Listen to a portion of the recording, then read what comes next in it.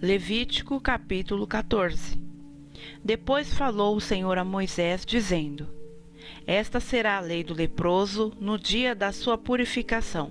Será levado ao sacerdote, e o sacerdote sairá fora do arraial e o examinará. E eis que, se a praga da lepra do leproso for sarada, então o sacerdote ordenará que por aquele que se houver de purificar-se, tomem 2 aves vivas e limpas, e pau de cedro, e carmesim, e isopo. Mandará também o sacerdote que se degole uma ave num vaso de barro sobre águas vivas, e tomará a ave viva, e o pau de cedro, e o carmesim, e o isopo, e os molhará com a ave viva, no sangue da ave que foi degolada sobre as águas correntes. E sobre aquele que há de purificar-se da lepra, espargirá 7 vezes. Então o declarará por limpo e soltará a ave viva sobre a face do campo. E aquele que tem de purificar-se lavará as suas vestes e rapará todo o seu pelo, e se lavará com água. Assim será limpo e depois entrará no arraial, porém ficará fora da sua tenda por 7 dias. E será que, ao 7º dia, raspará todo o seu pelo, a sua cabeça e a sua barba e as sobrancelhas, sim, raspará todo o pelo, e lavará suas vestes, e lavará sua carne com água, e será limpo. E, ao 8º dia, tomará 2 cordeiros sem defeito, e 1 cordeira sem defeito, e 1 ano, e 3 dízimas de flor de farinha para oferta de alimentos, amassada com azeite, e 1 longue de azeite. E o sacerdote que faz a purificação apresentará o homem em que houver de purificar-se com aquelas coisas perante o Senhor, à porta da tenda da congregação. E o sacerdote tomará 1 dos cordeiros, e o oferecerá por expiação da culpa, e o longue de azeite, e os oferecerá por oferta movida perante o Senhor. Então degolará o cordeiro no lugar em que se degola a oferta da expiação do pecado e o holocausto, no lugar santo, porque quer a oferta da expiação da culpa como a da expiação do pecado é para o sacerdote. Coisa santíssima é. E o sacerdote tomará do sangue da expiação da culpa, e o porá sobre a ponta da orelha direita daquele que tem de purificar-se, e sobre o dedo polegar da sua mão direita, e no dedo polegar do seu pé direito. Também o sacerdote tomará do longue de azeite, e o derramará na palma da sua própria mão esquerda. Então o sacerdote molhará o seu dedo direito no azeite que está na sua mão esquerda, e daquele azeite com o seu dedo espargirá 7 vezes perante o Senhor. E o restante do azeite que está na sua mão, o sacerdote porá sobre a ponta da orelha direita daquele que tem de purificar-se, e sobre o dedo polegar da sua mão direita, e sobre o dedo polegar do seu pé direito, em cima do sangue da expiação da culpa. E o restante do azeite que está na mão do sacerdote o porá sobre a cabeça daquele que tem de purificar-se. Assim o sacerdote fará expiação por ele perante o Senhor. Também o sacerdote fará a expiação do pecado, e fará expiação por aquele que tem de purificar-se da sua imundícia, e depois degolará o holocausto. E o sacerdote oferecerá o holocausto e a oferta de alimentos sobre o altar. Assim o sacerdote fará expiação por ele, e será limpo.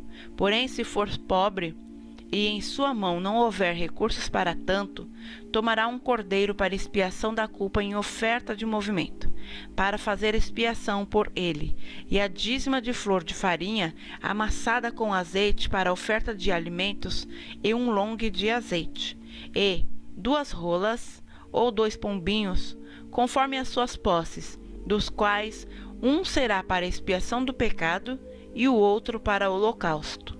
E ao 8º dia da sua purificação os trará ao sacerdote, à porta da tenda da congregação, perante o Senhor. E o sacerdote tomará o cordeiro da expiação da culpa e o longue de azeite, e os oferecerá por oferta movida perante o Senhor. Então degolará o cordeiro da expiação da culpa, E o sacerdote tomará do sangue da expiação da culpa e o porá sobre a ponta da orelha direita daquele que tem de purificar-se, e sobre o dedo polegar da sua mão direita, e sobre o dedo polegar do seu pé direito. Também o sacerdote derramará do azeite na palma da sua própria mão esquerda. Depois o sacerdote, com o seu dedo direito, espargirá do azeite que está na sua mão esquerda, 7 vezes perante o Senhor. E o sacerdote porá do azeite que está na sua mão na ponta da orelha direita daquele que tem de purificar-se, e no dedo polegar da sua mão direita, e no dedo polegar do seu pé direito, e no lugar do sangue da expiação da culpa. E o que sobejar do azeite que está na mão do sacerdote porá sobre a cabeça daquele que tem de purificar-se, para fazer expiação por ele perante o Senhor. Depois oferecerá uma das rolas ou um dos pombinhos, conforme as suas posses. Sim, conforme as suas posses. Será um para expiação do pecado e o outro para o holocausto com a oferta de alimentos. E assim o sacerdote fará expiação por aquele que tem de purificar-se perante o Senhor. Esta é a lei daquele em que estiver a praga da lepra, cujas posses não lhe permitirem o devido para purificação. E falou mais o Senhor a Moisés e a Arão, dizendo: Quando tiverdes entrado na terra de Canaã, que vos hei de dar por possessão, e eu enviar a praga da lepra em alguma casa da terra da vossa possessão, então aquele de quem for a casa virá e informará ao sacerdote, dizendo: Parece-me que há como que praga em minha casa. E o sacerdote ordenará que desocupem a casa antes que entre para examinar a praga, para que tudo o que está na casa não seja contaminado. E depois entrará o sacerdote para examinar a casa.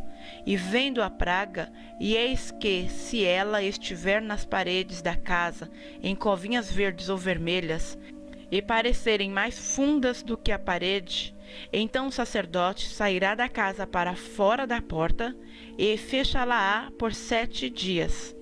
Depois, ao 7º dia, o sacerdote voltará e examinará.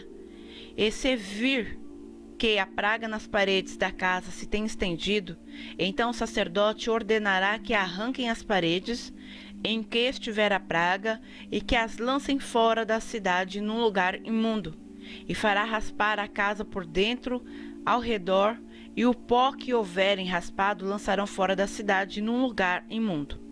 Depois tomarão outras pedras e as porão no lugar das primeiras pedras, e outro barro se tomará, e a casa se rebocará. Porém, se a praga tornar a brotar na casa depois de arrancadas as pedras, e raspada a casa, e de novo rebocada, então o sacerdote entrará e examinará. Se a praga na casa se tem estendido, lepra roedora há na casa, imunda está. Portanto, se derribará a casa, as suas pedras e a sua madeira, como também todo o barro da casa, e se levará para fora da cidade a um lugar imundo. E o que entrar naquela casa, em qualquer dia em que estiver fechada, será imundo até a tarde. Também o que se deitar a dormir em tal casa, lavará suas roupas, e o que comer em tal casa, lavará suas roupas. Porém, tornando o sacerdote a entrar na casa e examinando-a, se a praga não se tem estendido, depois que a casa foi rebocada, o sacerdote a declarará por limpa, porque a praga está curada. Depois tomará para espiar a casa 2 aves, e pau de cedro, e carmesim e isopo, e degolará uma ave num vaso de barro sobre as águas correntes.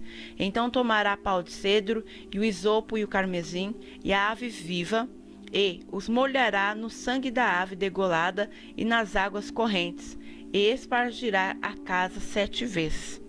Assim espiará aquela casa com o sangue da ave, e com as águas correntes, e com a ave viva, e com o pau de cedro, e com o isopo, e com o carmesim. Então soltará a ave viva para fora da cidade, sobre a face do campo. Assim fará expiação pela casa e será limpa. Esta é a lei de toda a praga da lepra e da tinha, e da lepra das roupas e das casas, e da inchação, e das pústulas, e das manchas lustrosas, para ensinar quando alguma coisa será imunda e quando será limpa. Esta é a lei da lepra.